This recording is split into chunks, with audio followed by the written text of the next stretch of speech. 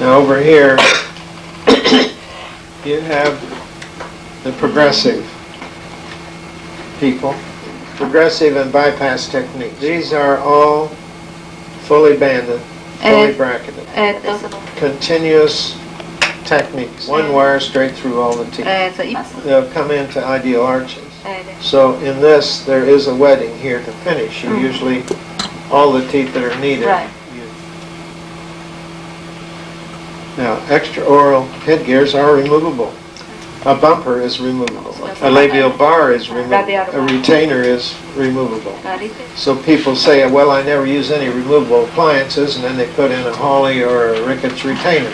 But you have now, from all of your alternatives, to select from this modality. Now, the whole idea here now is kind of force. You've got all of these options, all this availability. I've always been a student of evolution. I guess it was said that anybody who doesn't understand where things came from is doomed to repeat the failures.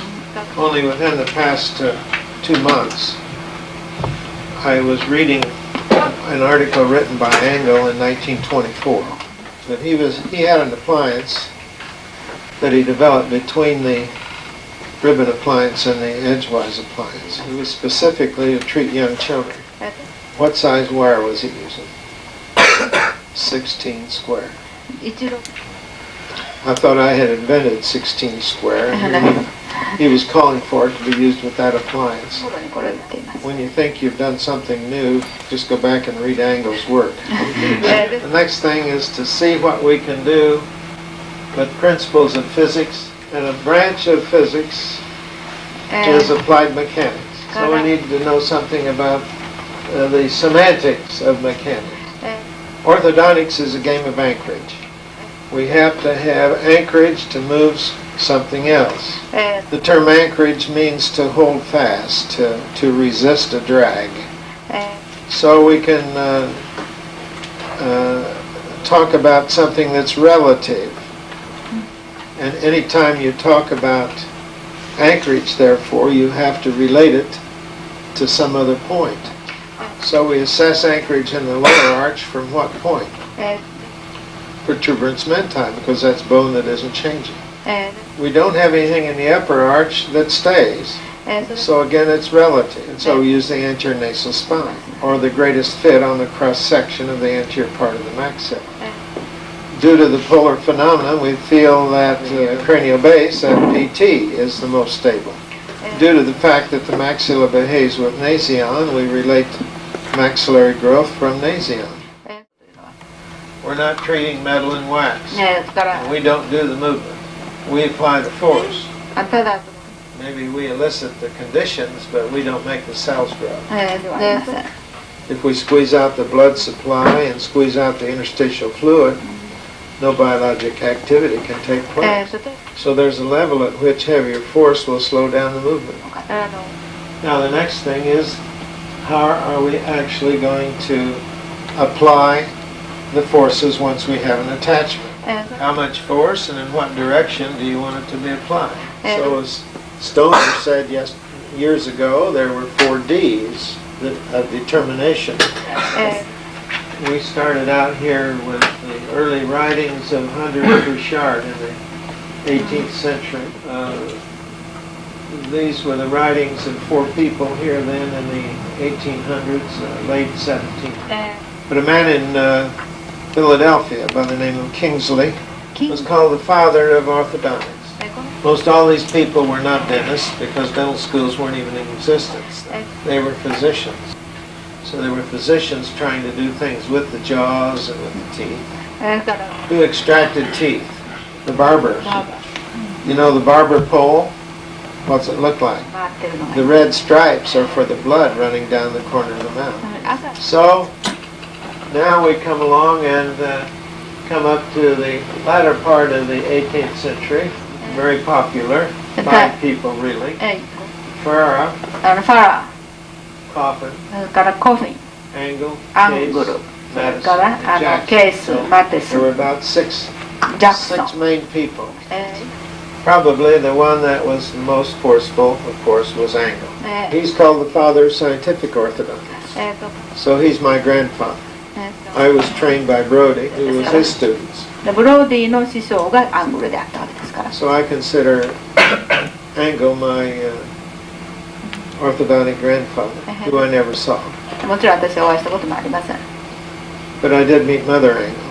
I had the opportunity to sit and talk with her by the hour. She was a dentist in her own right. She was his secretary or chairside assistant that he married. We should put Robin right in here. I guess in here someplace. Because he was the first one to put a monoblock in the case of micrognathia. Pierre Robin syndrome, you know, he's credited with the first activator type lines in 1906. 1904, 1906 in there. You also have Herbst. 1906. Same generation. So these people then were getting into mandibular posturing. And the Jackson crib was the start of labiolingual technique, which then Mershon in 1911 described the labiolingual technique, and he trained Prozac. So I would have to put down here then the cricket, or crickets, which is my modification of the Prozac, and then Frankel. So that's the origin of that.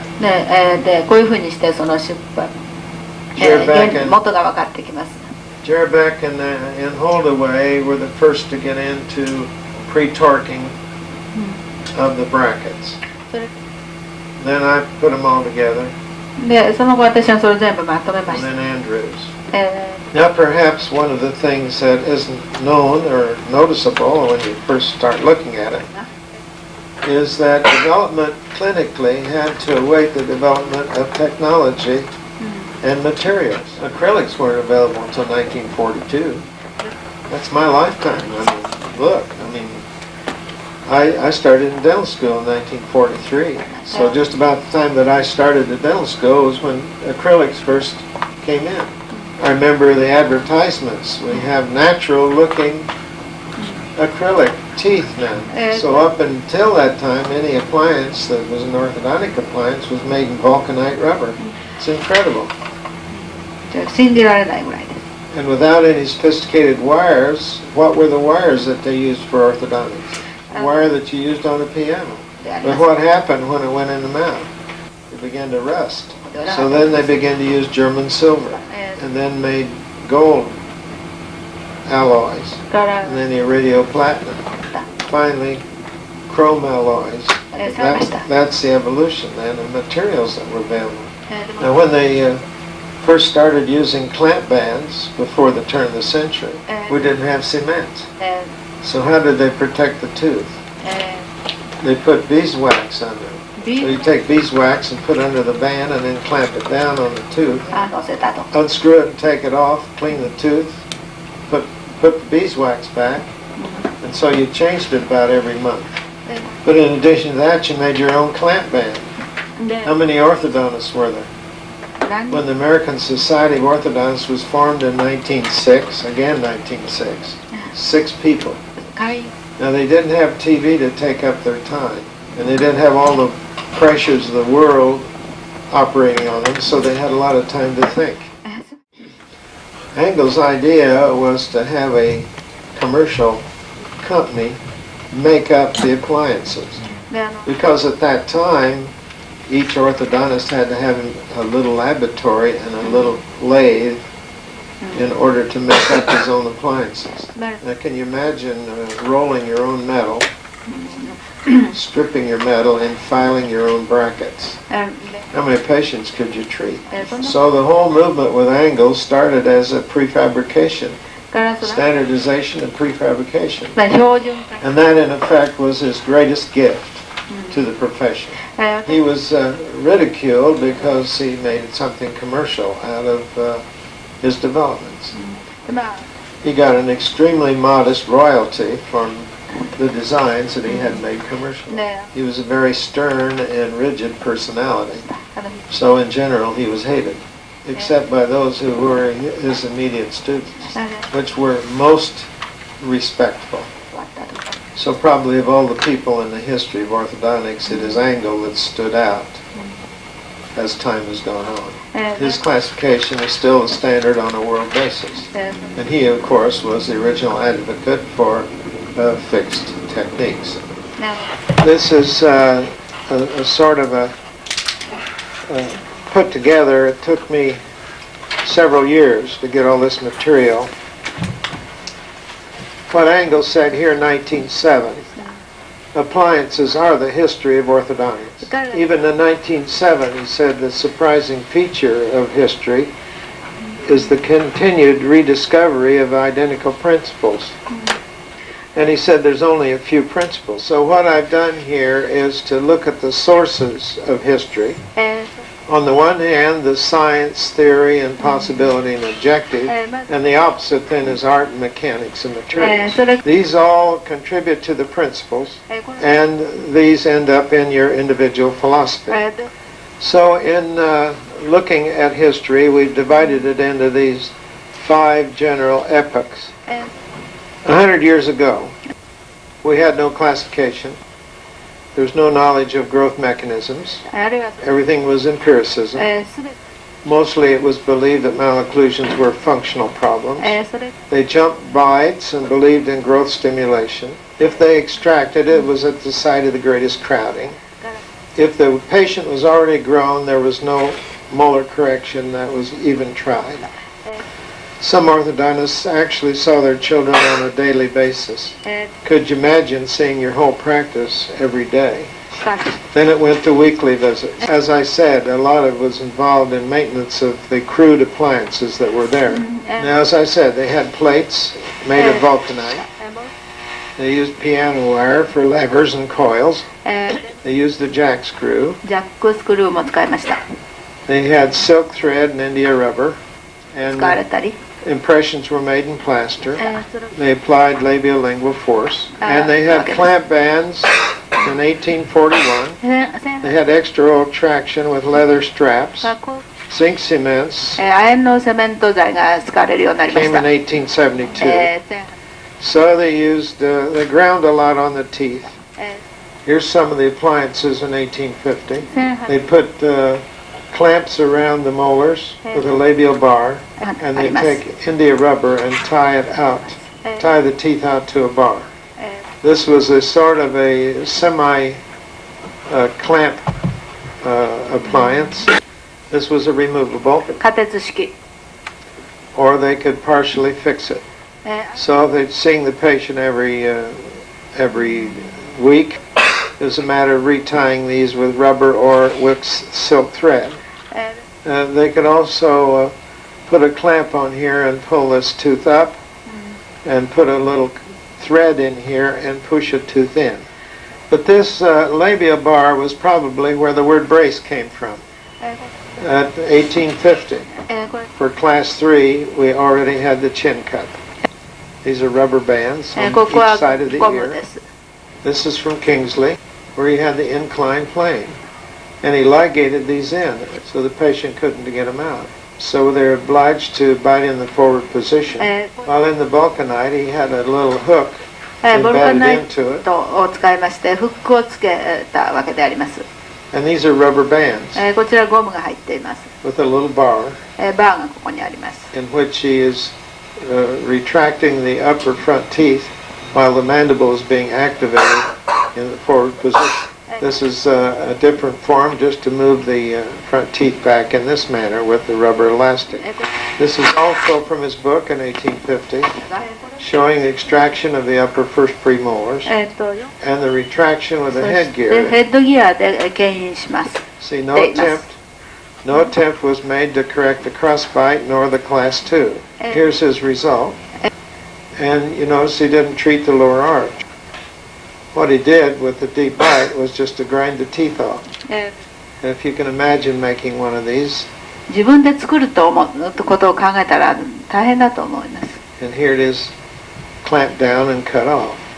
So this is the early start of fixed appliances. Then the jack screw came in 1848.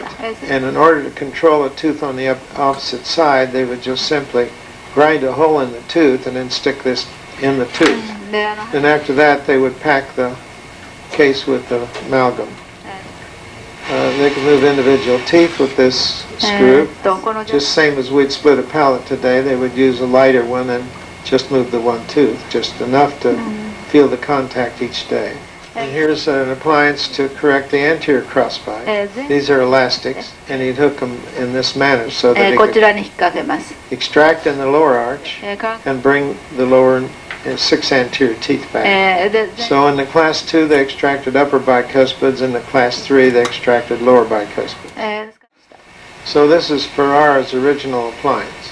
This would be curved to fit up in the palate, and he would put these spikes on to push the teeth out, or ties around the tooth and hooks to bring the teeth in.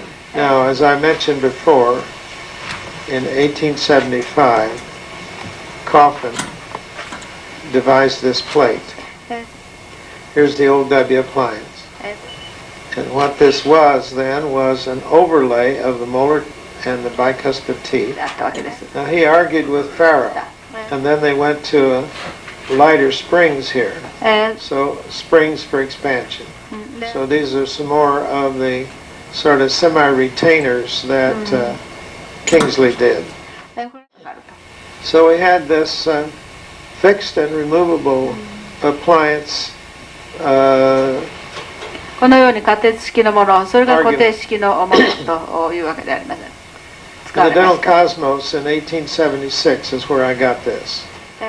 So, continuous force is unscientific, dangerous, painful, and causes nervous exhaustion. And this doesn't. Now, keep in mind they were moving mostly the upper teeth. Now, opposed to Farrow was Coffin. Farrow was a Frenchman. Coffin is an Englishman. So they got into these debates. So intermittent and continuous forces were debated all in this era. So here we had now in the United States, in Philadelphia, a man by the name of Andrew Jackson. He took this principle and instead of using vulcanite, adapted the wires and soldered the wires.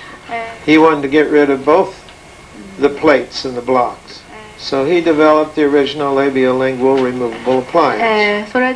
It had a crib form. The wires around the teeth were wrapped with copper and soldered. He said it had these 7 advantages. It didn't cost much. It was simple. It had good anchoring. It was easy to adjust. It was clean. If you put too much force on it, it would bend, so it was a safety factor. And when you get finished with the action, just leave it on unactivated, and it makes a wonderful retainer. Not a bad argument. And this is the reason I use the Cricket. And they're just coming into all of these different alloys, including gold. So they use rubber elastics, silk, linen floss, and grass-lined ligature.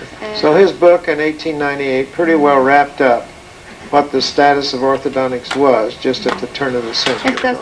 Now we come to the second epoch, and now we have angle. So it took him about 12 years to start writing and really being functional. His 6th edition was 1900. So he actually started in about 1880. But his book was published, his big book was published in 1907. I've read and reread his book several times, and every time I go back I learn something new. He really made orthodontics a specialty. He developed the idea of idealism and described the line of occlusion. He developed the idea of orthopedic. He didn't describe it, but with his E-arch, with that kind of expansion, he definitely was splitting the palate. He talked about bone growing, and there was, in his thinking, there was a functional dominance. He was one of the first to start talking about aesthetics. And he began to make his appliances much more sophisticated. He had threaded sleeves in his molar tubes so that he could take a wrench and advance the arch. It wasn't until 1898 that we knew about intermaxillary traction correcting the teeth. He started ligating with wire instead of rubber or silk thread. He used head caps and chin cups. And then he gave rise to the E-arch, followed by the ribbon, the pin and tube, and then the ribbon. He was the one that mostly fostered prefabrication. He turned his back on monoblocks, which Pierre Robin had started in 1904. But he believed in mandibular posturing. He went from German silver to gold alloys. He made and designed all these wrenches and special pliers. He also practiced corticotomy and spread the appointments then from 1 week to 2 weeks. So you can see he did a lot for orthodontics. In his book, he gives the origin of all of these appliances going all the way back to the 1700s. He started metal tubes and tried to use a complete system then by 1887. He looks like a stern. He would be a guy that you wouldn't argue very much with. But he was a gentleman. でも本当に進化の紳士であります。He's a very cultured man. This is what he did. こういうものを考案し Notice ました。 immediately the fine work.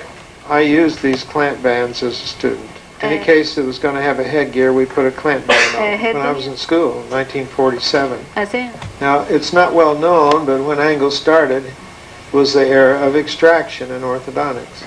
So if a tooth was rotated to the mesial, he would put a retraction section on the labial.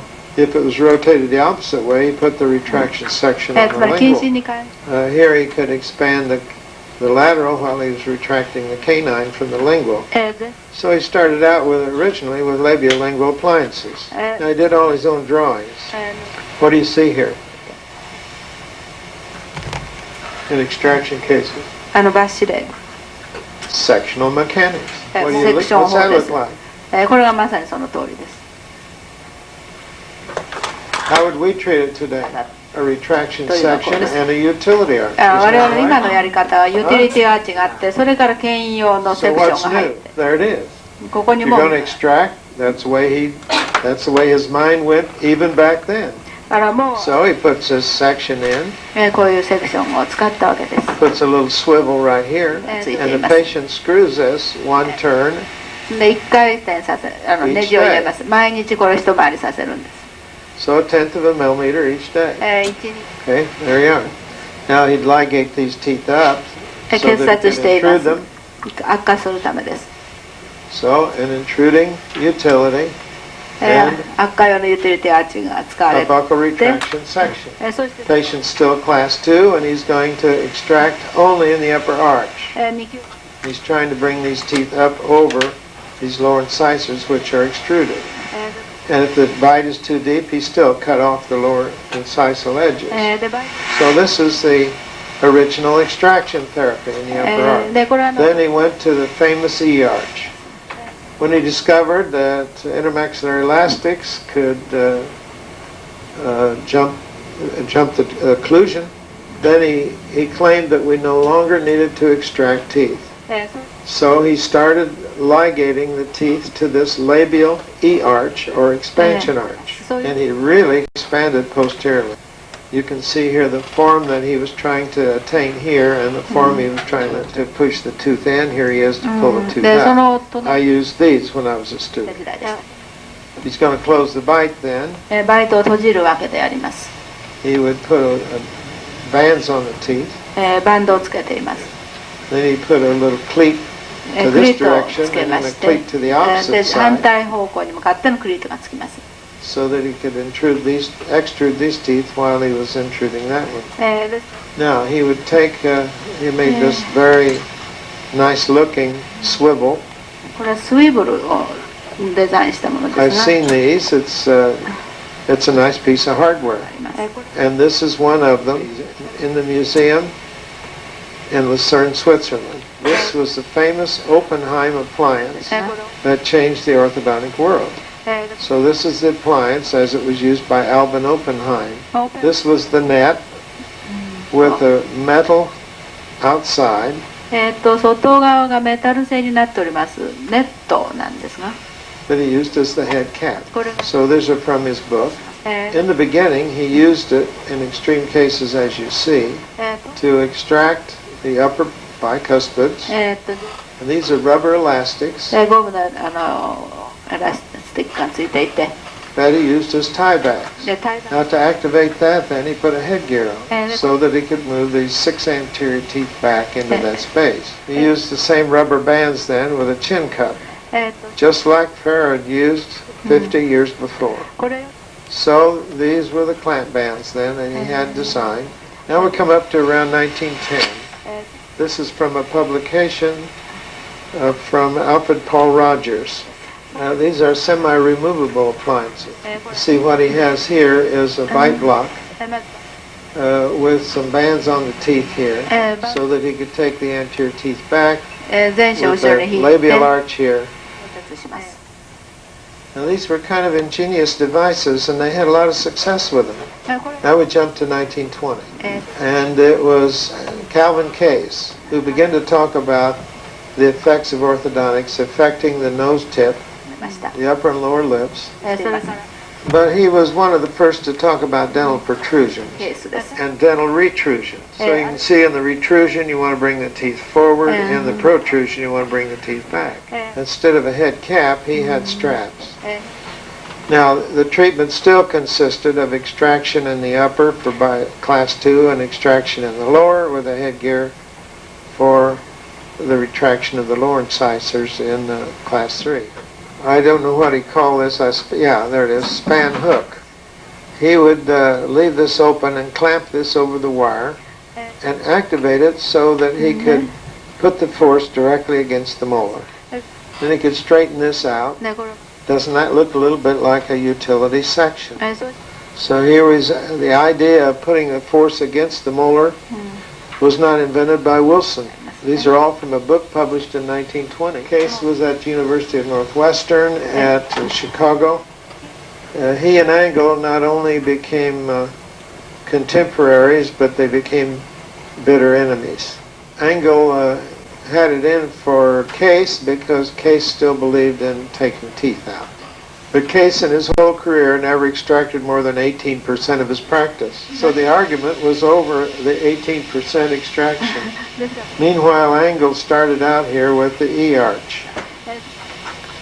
The E-arch also had a stop right here, soldered on or fixed on, so that the force was directly placed against the upper molar. Now one of the things I want to call your attention to here, number one, how big the elastics were. Look at the size of them. What else do you see? They were tied in full time.